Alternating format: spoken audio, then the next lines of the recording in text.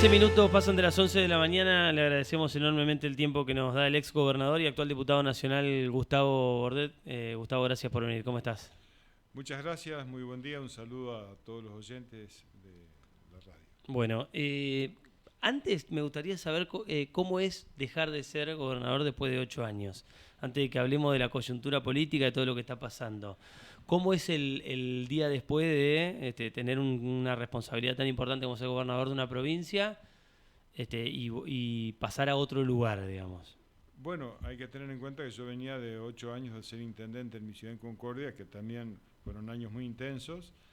8 años de gobernador, obviamente la intensidad sube mucho más, y pasar a una función legislativa claramente es un giro de 180 grados, ¿no? Es el hecho de poder tener distinta dinámica de trabajo. De gobernadores 24 por 24, no hay descansos, o sea, significa estar atendiendo distintas problemáticas todo el tiempo. La función legislativa claramente es otra cosa. Es otra cosa. Diferente, no digo que sea ni más fea ni peor, sino diferente, que también lo he tomado con mucha responsabilidad, pero cambia claramente, sí cambia, porque obviamente hay más tiempo, hay más espacios, y también el hecho de estar tan compenetrado en la gestión durante mucho tiempo hace que uno involuntariamente vaya olvidando afectos, amistades, y eso es todo un proceso que hay que reconstruirlo. De reconstrucción, claro. Y no se da de un día para otro, sino que también lleva un tiempo, pero bueno, después de 3 meses ya estoy perfectamente acostumbrado a la nueva función y pensando desde el lugar que me toca trabajar, ¿no? Para la provincia, fundamentalmente, que es lo que me comprometí. ¿Y la mirada de gobernador la seguís teniendo? Hace un rato estaba Bailo hablando de eso que le pasó con la intendencia. Él decía, me pasó con la intendencia, que como que nunca más te lográs desprender de los temas de la ciudad. ¿A vos te pasa que ves la provincia y la pensás como gobernador? Absolutamente, y también me pasa lo mismo, como decía Juanjo, de entrar a una ciudad y verla con ojos de intendente. Vos ves cosas que normalmente un turista, alguien que llega a una ciudad, no le presta atención, que tiene que ver con la limpieza, con si hay pozos, si hay pérdidas de agua. Sí, Son por cosas lo que te putea el muy... vecino, digamos. Exactamente. Una cosa por la que el vecino va y golpea la puerta del El intendente. turista mira más el paisaje, ¿no? Un ex intendente mira otras cosas en una ciudad y hace rápidamente una valoración de la misma. Como gobernador, obviamente es mucho más macro en el marco de una provincia, pero no puedo dejar de sustraerme a lo que ocurre no solo en Entre Ríos, sino en otras provincias, porque también en estos 8 años he trabado muy buenas relaciones y vínculos con distintos gobernadores, y esto me ha dado también una mirada muy general de toda la Argentina, que siempre es importante. Pero repito, sustraerse de ver como gobernador o como ex gobernador una provincia es muy difícil. Es complicado. Sí. ¿Y qué ves de estos primeros 100 días de Frigerio? A ver, yo no estoy acá para criticar ni para evaluar la gestión del gobernador, porque no soy yo quien tiene que hacerlo, ¿no? No es la función de un ex gobernador justamente esa, hacer críticas. Sí, simplemente he tenido expresiones donde he planteado determinadas cuestiones que en un contexto nacional realmente muy complejo y muy complicado, yo creo que hay que poner claridad sobre lo que está aconteciendo, ¿no?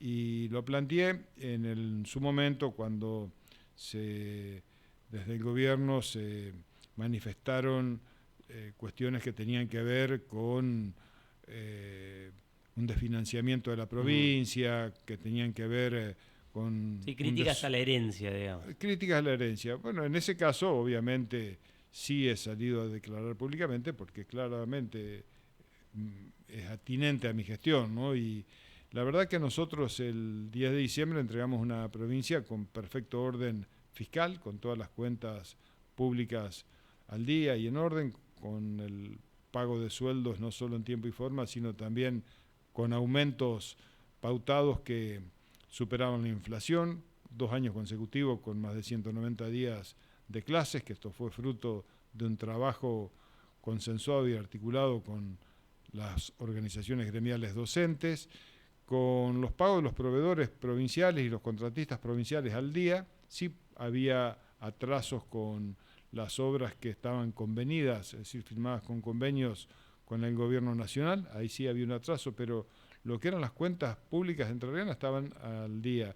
Y dejé en caja 48 millones de dólares, que era para un vencimiento de 63 millones que operaba en el mes de febrero, fruto de un bono que se había emitido oportunamente para consolidación de deuda allá por el año 2016 y 2017.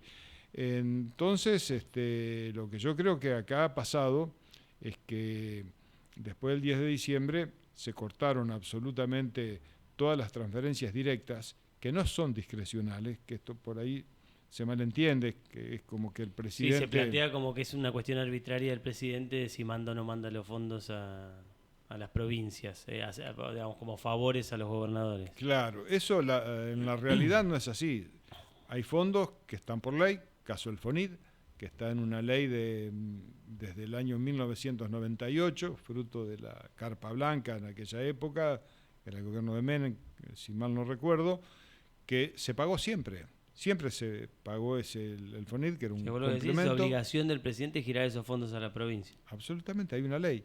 También y está el reclamo, o sea, vos ves el reclamo enfático del gobierno entrerriano de pelear o pedir esos fondos. Para mi gusto tendría que ser mucho más enfático, y como lo han sido otros gobernadores, pero bueno, yo no estoy acá para opinar sobre esta cuestión, pero sí entiendo que son cuestiones que deben defenderse con mucha firmeza. También, si uno toma la compensación del déficit de las cajas previsionales para las provincias que no se transfirieron las cajas a Nación, son 13 provincias, Entre Ríos es una de ellas. Esto está por ley también. Hay una ley que establece este mecanismo de compensación, y esto se cortó. Se venía percibiendo y hoy no. Hasta el día de diciembre, ahora se cortó. De obra pública hubo 0 pagos, tanto en viviendas como en obras viales, obras del Ministerio de Educación, donde había varias escuelas, sobre todo escuelas técnicas, y esto se cortó todo, Ahora, se ante paralizó. Ese financiamiento, Gustavo, lo que vos planteás es o reclamás ante Nación, y por ahí el camino que elige el gobernador es reclamar la herencia, digamos. Yo creo que se reclamó la herencia, que podemos haber tenido fallas, como todas las gestiones, pero acá, repito, había una gestión con orden, sin conflicto y con paz social. Yo creo que el gobernador eligió eso a efectivamente decir la realidad de lo que está sucediendo con este brutal ajuste que se hace sobre las provincias. Porque ¿cuál es la mecánica del gobierno? De financiar las provincias, porque al 10 de diciembre todas las provincias argentinas tenían equilibrio y superávit fiscal. Todas. Entonces, la Nación, para poder lograr cerrar el déficit fiscal, dejó de transferirlo a las provincias, las desfinanció, las dejó en una situación de ahogo, y ahora el presidente los convoca y les ofrece, antes del Pacto de Mayo, que anunció el 1 de marzo, les ofrece: o firmamos este pacto con lo que yo quiero y con las condiciones que yo quiero, y si se firma, se aprueba esta ley de alivio fiscal. Entonces, hay una especie de extorsión, yo lo dije, con los fondos. Ese mismo 1 de marzo dije que es una actitud extorsiva para con los gobernadores el hecho de generar un desfinanciamiento exprofeso para después obligar a negociar determinadas leyes con las cuales legítimamente muchos pueden estar en desacuerdo. Entonces, esta es la situación que hoy nosotros vemos en la Argentina, con una política de ajuste muy severa, repito, siempre para alcanzar metas fiscales que son necesarias. Yo siempre he defendido el equilibrio fiscal, y a mí me llevó mucho tiempo lograr el equilibrio fiscal en la provincia, casi tres años diría, 3 y quizás prácticamente toda mi primer mandato. O sea, tu primera gestión te llevó toda una gestión poder ordenar las cuentas. Ordenarlo.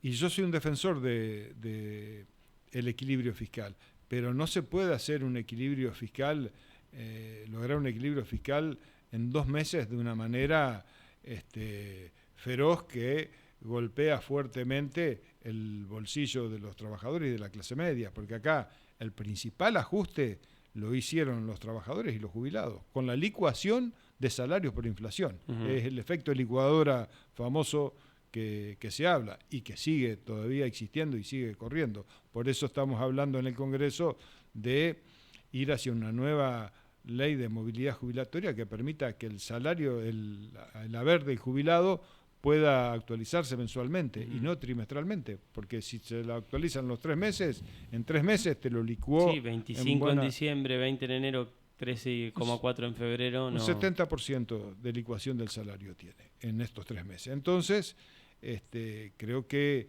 son las cuestiones que hoy están pasando en nuestro país. Tiene que ver también con los aumentos tarifarios que van a impactar. En Entre Ríos este mes, en marzo, la luz va a subir un 123%. Sí, yo lo he contado a una pyme acá de Gualeguaychú que pasó de pagar 1.600.000 pesos a 4 millones. Hace algunos días entrevisté al presidente de la cooperativa eléctrica y dijo el aumento total es con la factura de abril. La de marzo tiene una mixtura de los cuadros tarifarios, es decir que esos 4 millones van a ser no sé cuántos, pero va a ser más en abril. Por a supuesto. una pyme la hace tambalear. Por supuesto, pero lo más grave del caso es que ese aumento es para cubrir el subsidio que deja de mandar el gobierno nacional. Es decir, no mejora la situación ni de la cooperativa eléctrica de Gualeguaychú, no ni queda de un peso Concordia, en la cooperativa eléctrica. Claro, ni tampoco en ENERSA. Entonces, es una situación realmente compleja y complicada, y también si a eso se le suma que hace poco en la provincia se aprobó una ley impositiva que aumenta claramente los tributos, también pone en dificultad a sectores que se les había prometido que se les iba a bajar impuestos y se da todo lo contrario. Una suba de impuestos. Creo que el aumento de la presión fiscal, el hecho de poder, el aumento de tarifario, tanto en tarifas eléctricas como de gas, como de transporte público. Ahí Paraná está a 700 pesos el boleto, Concordia se fue a 500. Está a 600, acá está a 500. Son cuestiones que impactan fuertemente el bolsillo de la gente, y esto hace que haya una gran recesión, además de la inflación.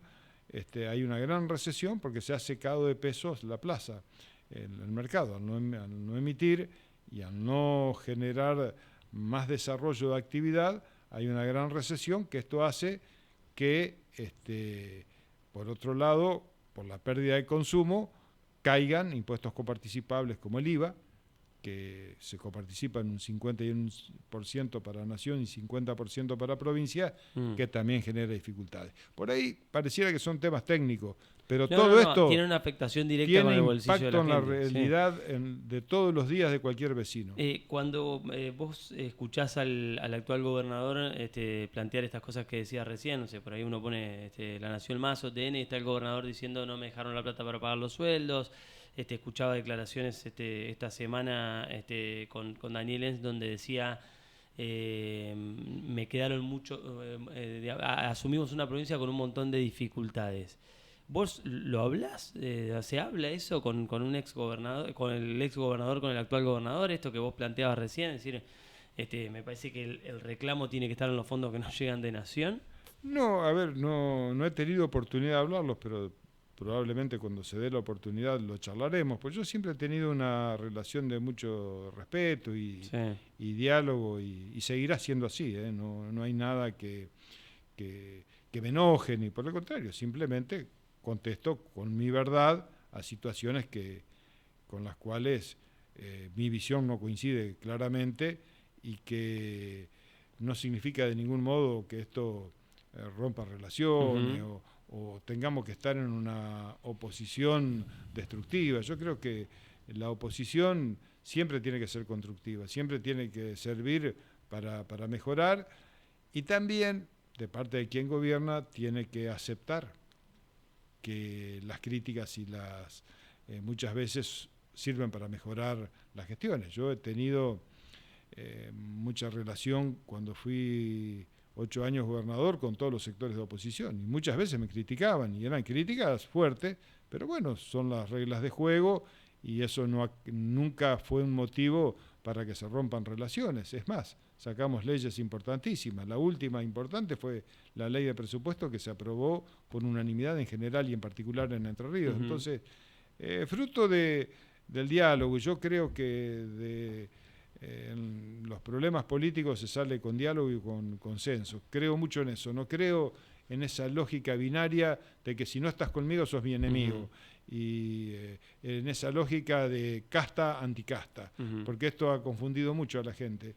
Y en realidad se plantea que todo esto que se está haciendo en la Argentina es culpa de la casta, pero en realidad quien está pagando este ajuste es el vecino de a pie de todos los días. Uh-huh.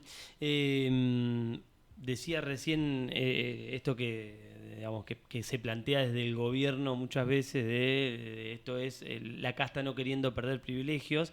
Se vio mucho ayer a partir del rechazo del Senado. ¿Entendés que es un gobierno que construye o busca construir su poder a través de la lógica de amigo-enemigo? Es decir, bueno, allá están los malos y nosotros somos, bueno, el presidente habla de las fuerzas del cielo, ¿no? Enviados de la nosotros somos los que venimos a arreglar todos los problemas de la Argentina y quien diga lo contrario pasará al bando de los enemigos. Yo creo que esta lógica va a llevar a la Argentina a grandes desencuentros e indefectiblemente conduce a un proceso de disolución, porque uno puede estar de acuerdo o no, puede tener críticas o no, puede ser oposición o no, lo que no se puede ser es agraviante, es injuriar al que piensa diferente, descalificar, uh-huh. insultar al que piensa diferente. Eso no existe, eso no puede ser en ningún país, funciona de esa manera. Pasó anoche, Gustavo, el presidente retuiteó un listado de los senadores que habían votado en contra, con una persona había puesto mail y teléfono, es un escrache y el presidente lo está fogoneando de alguna manera. Sí, pasó también en diputados, a los uh-huh. diputados entrerrianos que no votaron un inciso o 2 incisos, también se les hizo un escrache a través de redes de comunicación, que yo creo que es un gobierno que tiene una estrategia a través de las redes justamente de exponer, de insultar y de someter al escarnio público a quien no piensa igual. Y esto en democracia no funciona así. No son ideas de libertad. La libertad para mí es otra cosa. No es que la libertad sea solamente para un sector que está de acuerdo conmigo. La libertad es para todos los ciudadanos por igual y así funciona un sistema democrático. Y hoy esto no está funcionando en la Argentina. Uh-huh. ¿Cuál mal se hicieron las cosas en el gobierno de Alberto Fernández para que un personaje tan disruptivo como el presidente de la Nación, que en campaña salía con una motosierra arriba de una camioneta, que hablaba del ajuste, es cierto, coincido con lo que decís, él habló de que el ajuste lo iba a pagar la casta, de que no se iban a tocar subsidios hasta que no se recupere el poder adquisitivo del salario? Ahora, mucho de lo que está pasando en la Argentina él lo había anunciado, sin embargo sacó el 50 y pico % de los votos. ¿Qué autocrítica hace el peronismo de lo que pasó en los últimos 4 años de la Argentina para que irrumpa en la arena política una persona de las características del presidente? Yo creo que la irrupción de una nueva fuerza política tiene un proceso bastante más largo, ¿no? Porque un proceso que comienza en 2015 cuando se propone un cambio, uh-huh. iba a haber un cambio, y ese cambio efectivamente no se produjo porque termina el presidente Macri me refiero, perdiendo la reelección en 2019. Con Alberto Fernández de presidente y con Cristina Fernández de vicepresidenta tampoco fueron mejor las cosas y nos hacemos cargo de las autocríticas que haya que hacer. Ahora, esta situación se da porque yo entiendo que hubo un gran sector, un gran segmento de la sociedad que estaba decepcionada por 4 años de Macri y 4 años de Alberto Fernández y que no encontró ahí la idea o la posibilidad de canalizar una elección de un candidato que pueda satisfacer las necesidades. Y por eso no es casualidad que Juntos por el Cambio termina tercero en las elecciones de octubre. Vos decís, no se castigó solo al peronismo en la No, última elección. no, se castigó en general a dos expresiones políticas que polarizaron durante, yo diría, los últimos 15 años, 20 años de la política argentina. Esa polarización política que fue muy marcada y que no posibilitó que haya una alternativa por el medio, por el centro. En 2019, con algunos gobernadores intentamos ese camino, con Schiaretti, con Sergio Massa, no era gobernador, pero estaba en ese espacio, con Juan Manuel Urtubey. Sí. No prende en la Argentina. La ancha avenida del medio de la que habló Massa en su momento es como que no ha aprendido en las elecciones en la Argentina. Y yo creo que es una pena, porque es lo que le daría un criterio de racionalidad a ¿Y por qué la pensás sociedad que argentina. no prende? ¿O compra el discurso más sectario, más fuerte? No, porque son muy fuertes las antinomias, se han generado antinomias demasiado poderosas, kirchnerismo, antikirchnerismo, macrismo, antimacrismo, cambio versus continuismo. Entonces, todo lo que está en el medio de esas posiciones tan extremas no tiene gravitación y termina licuándose para un lado o para el otro, pero termina perdiendo un peso específico. Y yo creo que en los tiempos que vienen para Argentina, para la región, en los países vecinos, es muy necesario encontrar criterios democráticos, republicanos, que generen. Ahora hay como una oleada de extrema derecha en el mundo, en varios lugares del mundo. Argentina no es la excepción, digamos. Tenemos un presidente como Javier Milei, digo. Sí, va y viene, porque Trump estuvo 4 años, no pudo ser reelecto, y ganó Bolsonaro Biden, que representa un sector más progresista del Partido Demócrata. Bolsonaro pierde con su reelección con Lula, que había estado encarcelado, recordemos, por supuestos hechos de corrupción, y que termina siendo hoy el presidente de Brasil. Yo creo que va y viene, hay una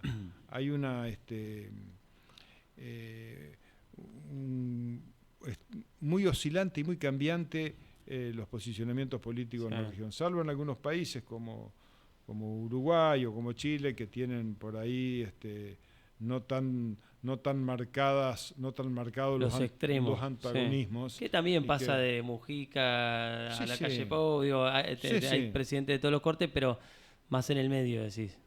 Y donde hay un respeto institucional también, donde todos los presidentes, expresidentes, conviven independientemente de las críticas, de las posiciones políticas, hay una convivencia democrática. Y yo creo que de los problemas se sale con mucha institucionalidad. La institucionalidad es central. Hay un libro que se llama ¿Por qué fracasan las naciones? Y no fracasan por los problemas económicos, digo estructuralmente en el tiempo. Fracasan cuando las instituciones se debilitan, cuando no hay seguridad jurídica, cuando no hay para ofrecerle a quien quiere invertir o quiera trabajar normas y reglas claras, y esto es lo que para adelante en cualquier país es lo que tiene para ofrecer, ¿no? Más institucionalidad. Y creo que cuando se antagoniza de esta manera, se pierde en institucionalidad. Cuando se dice que el Congreso es un nido de ratas, se pierde en institucionalidad. Cuando se dice que los gobernadores forman parte de la casta y se los denigra, se los ridiculiza y se los insulta, se pierde institucionalidad. Entonces, creo que estamos yendo por un camino que a mí particularmente me preocupa estamos en mucho. Retroceso. Ahora, ¿el desafío del peronismo ante eso cuál es? Porque me imagino que naturalmente hay un duelo del perder una elección. Pasó a nivel nacional, pasó a nivel provincial, acá en Gualeguaychú pasó a nivel local. ¿Cómo se reconfigura o cómo debe reconfigurarse el peronismo de cara a lo que viene?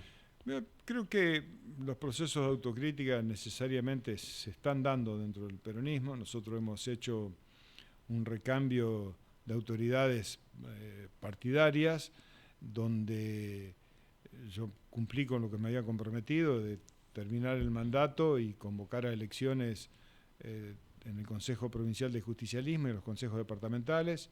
Se logró una lista de unidad a nivel provincial y en otros departamentos, como el caso de Gualeguaychú, se votó.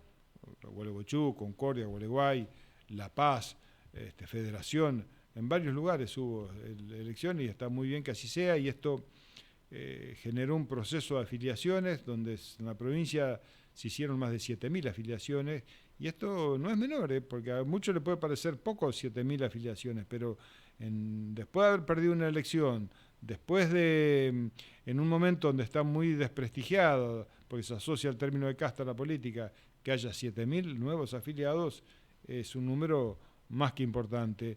Y creo que el peronismo tiene que plantearse para ser gobierno nuevamente una oposición constructiva. Yo no creo en la oposición destructiva, creo que hay que generar condiciones de gobernabilidad en la provincia, en la nación, que permita que a los argentinos y que a los entrerrianos nos vaya bien.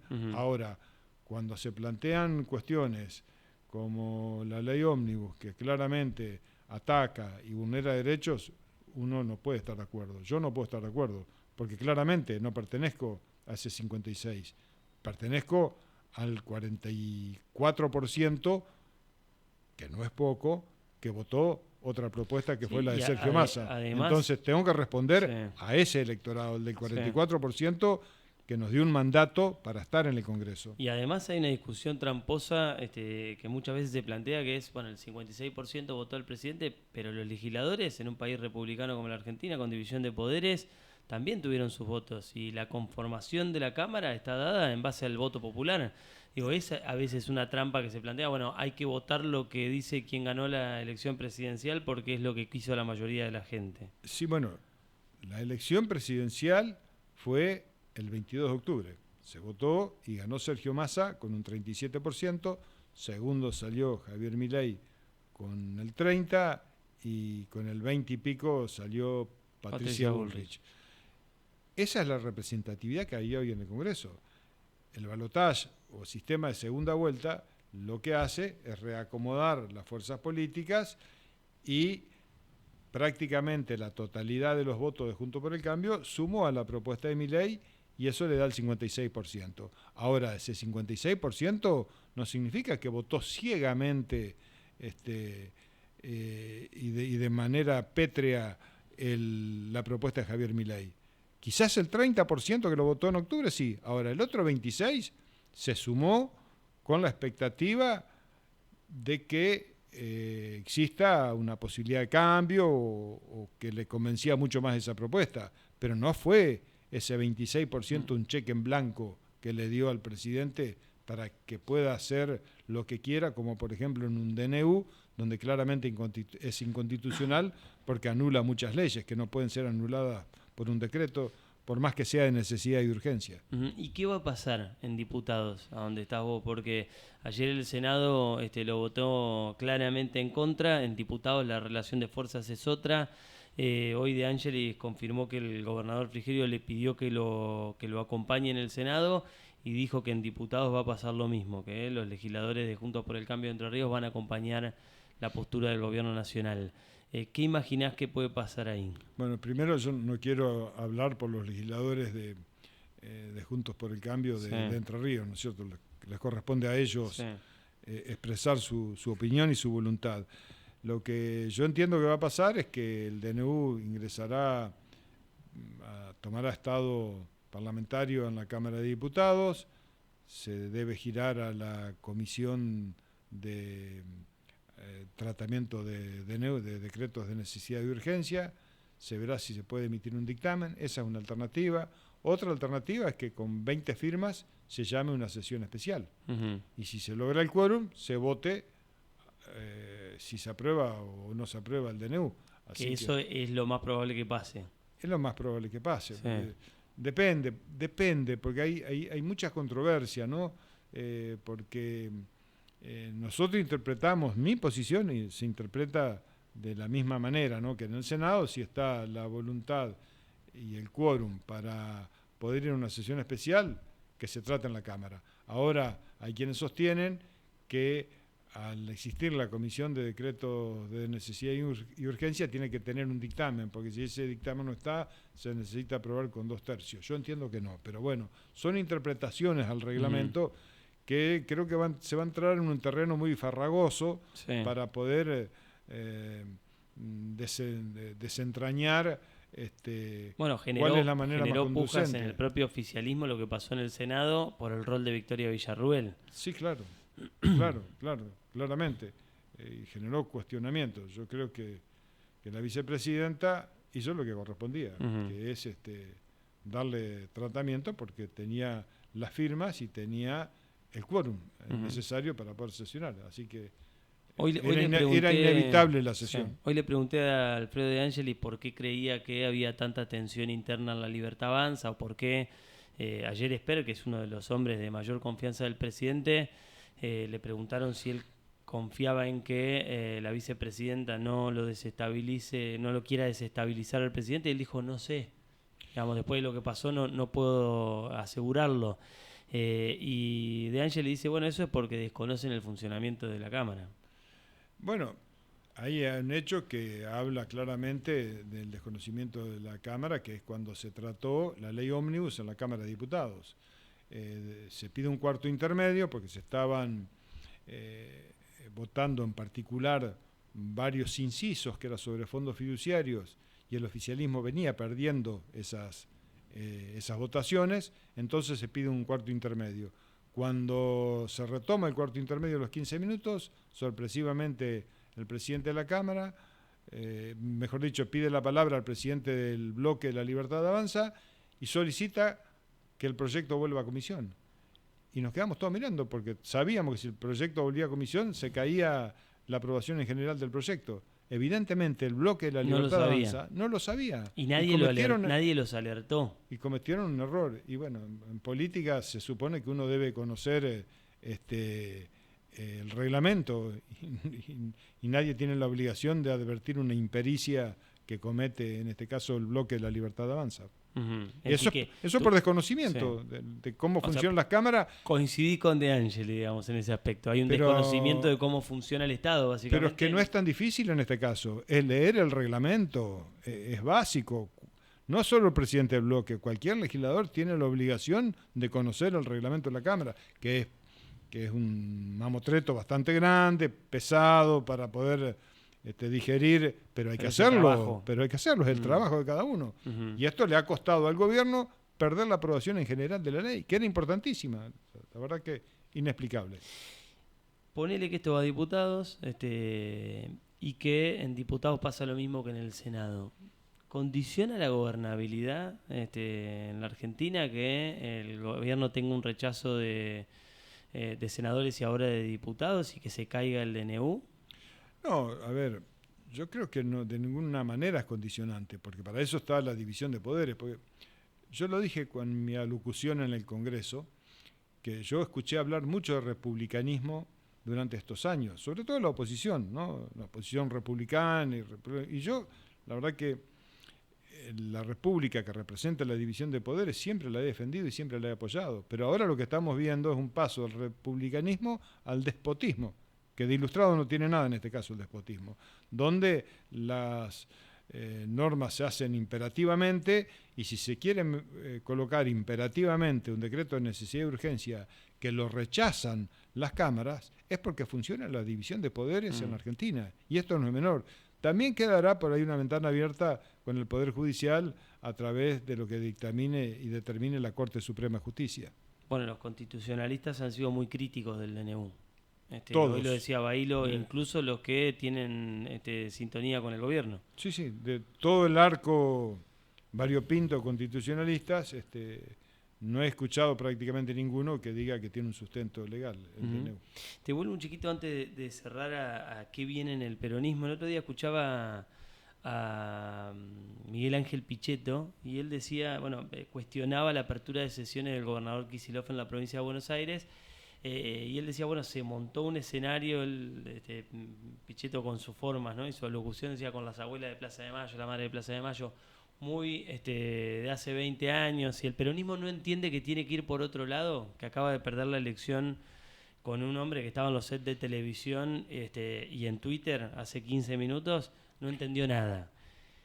¿Coincidís con esa visión de decir, che, el peronismo tiene que tener una cara distinta de cara a lo que viene, porque si se o si no se reconvierte y permanece en el mismo estadio, va a volver a perder? A ver, primero yo tengo un gran respeto y afecto también por Miguel Pichetto, ¿no? Creo que ha tenido expresiones en algunos casos desafortunadas, pero esto no quita la relación que me une. Más allá de las apreciaciones de Pichetto, sí, puntuales, yo sí creo que el peronismo tiene que empezar un proceso de reconstrucción para proponer a la sociedad una alternativa que sea viable y bien valorada. Si nosotros seguimos insistiendo con las recetas que venimos llevando desde hace 20, 25 años atrás, sin duda vamos a volver a fracasar. Estamos condenados a fracasar nuevamente. Entiendo que hay que buscar de qué manera nos posicionamos como una fuerza política que pueda ser superadora, que pueda ser mejor, que pueda tener una alianza y un frente con expresiones políticas de la Argentina que hoy no están en nuestras fuerzas políticas.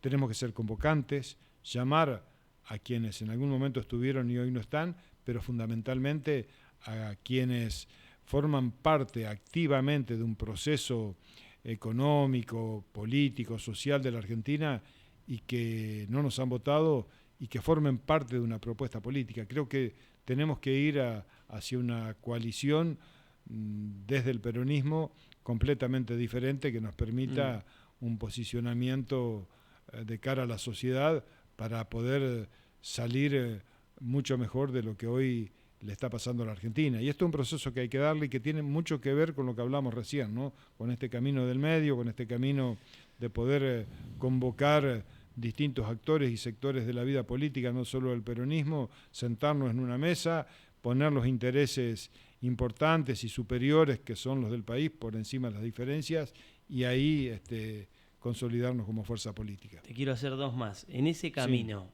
o en ese nuevo esquema, entran representantes de presiones políticas que no son del peronismo, o que han tenido, no sé, pienso en Larreta y en Lustó, por ejemplo, que son dos hombres con diferencias con el peronismo, que han competido en la última elección contra el peronismo, pero que hoy tienen discursos tal vez más parecidos a los del peronismo que a los que tiene el gobierno, por ejemplo, e incluso al de sus propias fuerzas, a los de Juntos por el Cambio. ¿Imaginás así como un gran acuerdo que incluya ese tipo de representantes? Mirá, yo escuché el discurso de Facundo Manes que cuando se trató la ley ómnibus, y la verdad que fue un discurso muy superior al de muchos de mis compañeros de banca. La verdad que clarificó y de algún modo marca esto que estamos hablando, ¿no? De que hay dirigentes políticos, hay expresiones políticas de sectores, en este caso del radicalismo, de sectores del peronismo que se fueron, caso de no solo de Pichetto, sino de Juan Manuel Urtubey, de Randazzo, que creo que hay que tender una mano y volver a encontrar un camino común. En el caso de Randazzo está más con el gobierno que... Sí, bueno, hay variopinto, puntuales, ¿no? que... Sí, hay casos puntuales, pero claro. A ver... Sí, entiendo, vos hablas de un corte de políticos cuando que... Cuando uno quiere construir, hablar con Córdoba, el peronismo ha perdido una base fundamental en Córdoba del electorado.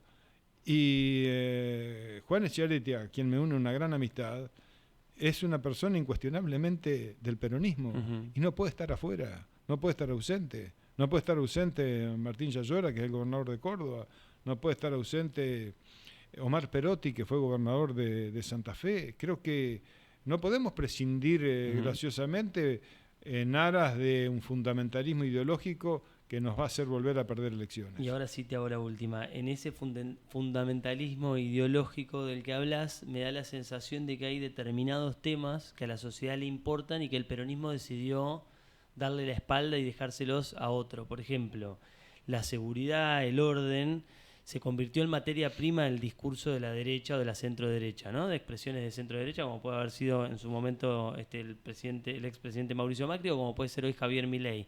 Vamos, en la Argentina pareciera que pedir orden en las calles o seguridad es de derecha.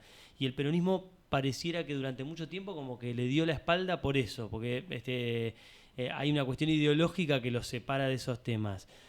¿Sentís que es así? ¿Sentís que es un error? ¿Sentís que hay que recuperar un montón de esos temas que le preocupan a una parte importante de la sociedad y que el peronismo le dio la espalda? Yo creo que hay que reconfigurar justamente un programa hacia dónde vamos y hacia dónde apuntamos. Yo creo que el peronismo, no digo el peronismo, porque no en todos lados es igual. Y creo que últimamente nuestro espacio político ha tenido una mirada muy centralista desde lo que es Capital y también AMBA. En las provincias es distinto. En las provincias hemos tenido relaciones con todos los sectores, con los sectores productivos, los sectores de la industria, los sectores agropecuarios. Siempre las policías provinciales han brindado seguridad a sus vecinos, han llevado tranquilidad. No condice mucho con lo que pasa con las provincias donde gobierna el justicialismo. Y creo que es ahí a donde tenemos que ir, ¿no? Que esa reconfiguración del justicialismo tiene que llevar incluida también acercarse e incorporar a esos sectores que hoy la están pasando mal y que las van a pasar peor en los meses que vienen, que representan al comercio, a la industria, al turismo, al campo, que son los sectores productivos y que nosotros no podemos estar con una antinomia permanente, que yo jamás la sentí de mi parte y de la mayoría de los gobernadores justicialistas. Y también respecto de la seguridad, el orden lo tiene que brindar el Estado. Una cosa es orden, otra cosa es represión brutal. Pero el orden es fundamental para que un Estado funcione. Gustavo, gracias por venir. Muchas gracias, un gusto. Gustavo Bordet, diputado nacional, ex gobernador de la provincia de Entre Ríos, pasó por la mañana, ahora o nunca. 3 minutos para las 12 del mediodía, nos queda el tramo final del programa, no te vayas. La actualidad. La política. El deporte. El espectáculo. Todo pasa por Ahora o Nunca.